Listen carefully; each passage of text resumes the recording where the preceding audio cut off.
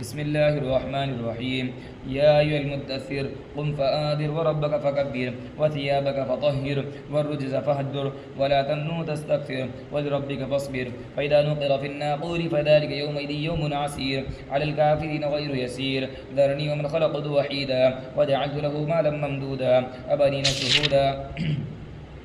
ومهدت له تمهيدا ثم يطمع أن أزيد كلا إنه كان لآياتنا عنيدا سأرهقه صعودا إنه فكر وقدر فقتل كيف قدر ثم قتل كيف قدر ثم نظر ثم عبس وبصر ثم دبر واستكبر فقال إن هذا إلا سحر يؤثر إن هذا إلا قول البشر سأصليه سقر وما أدراك ما سقر لا تبقي ولا تذر لواحة للبشر عليها 19 وما جعلنا أصحاب النار إلا ملائكة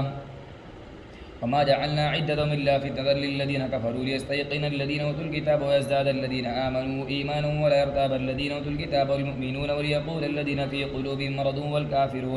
مرض والكافرون ماذا أراد الله بهذا مثلا كذلك يذل الله من يشاء ويهدي من يشاء وما يعلم جنود ربك إلا هو وما هي إلا ذكرى للبشر كلا والقمر والليل إذ أدبر والصبح إذا أسفر إنها لإحدى الكبر نذيرا للبشر لمن شاء منكم من يتقدم ويتأخر كل نفس بما كسبت رهينة إلا أصحاب اليمين في جنات يتساءلون عن المجرمين ما سلككم في سقر